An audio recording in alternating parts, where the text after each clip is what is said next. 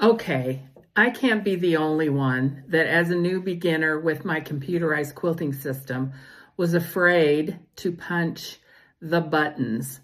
It made me nervous. I was afraid I was going to screw something up, either ruin the quilt or ruin the computer system. I'm here to help you gain courage and knowledge so you can use the system to its full potential. Today, I'm going to teach you just how easy it is to pause your computer system and so that you can take a break or delay finishing your quilting project until another day when it's more convenient. This lesson will be one in a series made specifically for beginners using a computerized quilting system called Quilt Path or Quilter's Creative Touch or Quiltmagine. So please like and subscribe to my channel so you're notified when I post more videos. Let's get started. Okay, today I'm going to show you how I stop my quilting at the end of the day so that I can pick it up the next day.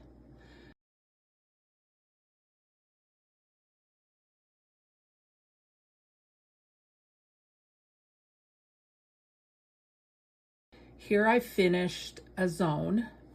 I just completed zone 5, and so I'm going to stop for the day. So the first thing I'm going to do is tell it I finished the zone. And it asks me, have you completed the zone? I'm going to say yes. Now, just as a point of information, I am using 4-point placement, but I am only placing point A and point B. So now it's gone to point B actually, and I'm going to put a piece of tape.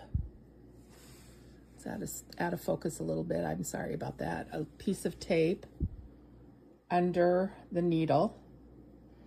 And then up on the screen, it says, mark the zone. So see how this button is green? That's saying it's going to take a single stitch inside that tape. Okay, you can hear the machine taking the stitch, so it's marking the spot in that tape. Because I'm doing 4-point placement, point A and point B are the minimum points that I'm marking, then I want to go to the next mark. So I know this is confusing because I'm marking on the right side of the quilt, point B, but that's because it was closest to where I stopped quilting. So when it says next mark, this has an arrow that goes this direction, but it's really going to take my machine back to point A, which is that direction. So I hit next mark, and now it's going to say manually move your machine. I have that set up so that the machine doesn't automatically move to the next point if it's a long distance. It saves on the motors, and so you'll see on the screen it says this is where I need to go to. So it's going to want me to manually move the machine close to that point. So I'm going to do that. And then I got to grab my tape. So now I'm going to go over here. I've got it close to the spot for the next mark. I'm going to go back up to the screen and hit OK. So now the machine is going to move to point B. It's hard to do with one hand, sorry. I'm going to put the tape underneath it. Works much better with 2 hands. There we go. And now I'm going to come back up here and I'm going to hit single stitch. And you can hear the needle go up and down again, marking on my tape. And now you're going to notice something here. It's going to say, oh, this green button, continue button, is going to turn green. That means that's the next step. So I'm going to continue. Then it asks me, have you marked all your zones? Yes, I have.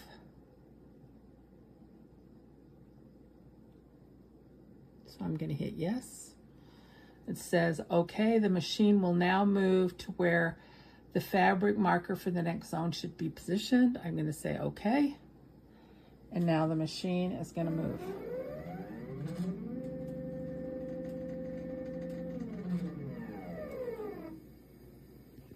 Okay, I'm going to go ahead and roll the machine, or roll the quilt off camera and get it positioned, and then I'll be back. Okay, I've advanced the quilt now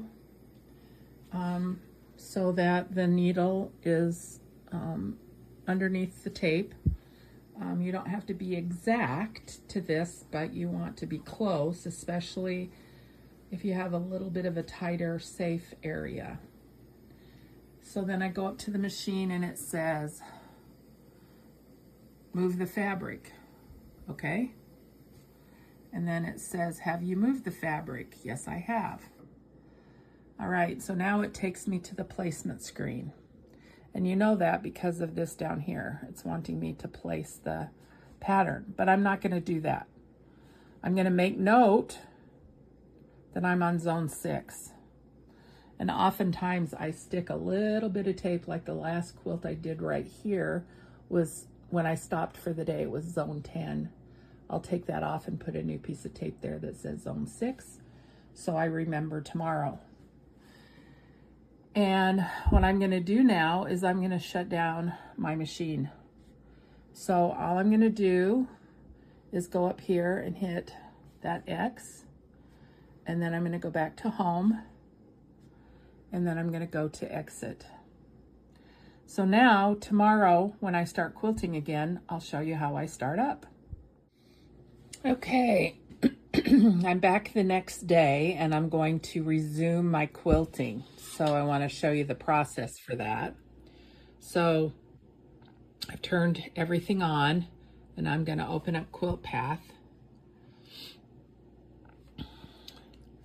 And it's going to give me the message to make sure the sewing needle is up, the machine needle. And it's just testing to make sure my everything is locked and in place. And now it's going to go to the next step. So I'm going to go back into pantograph, and it's going to ask me to set my safe area. So I'm going to do that. I'm going to go up here and set it top left.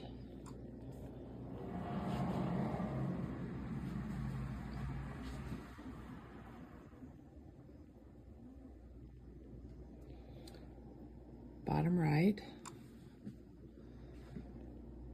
And now you get this screen.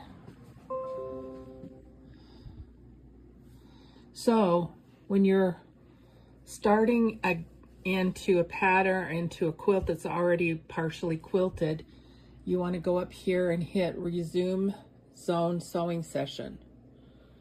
So we're going to hit resume zone sewing session. And this shows you all the files that I have. I name my files based on the pattern. So I'm doing Bountiful Feathers. So I'm going to go down here and touch this file and come over here and say open.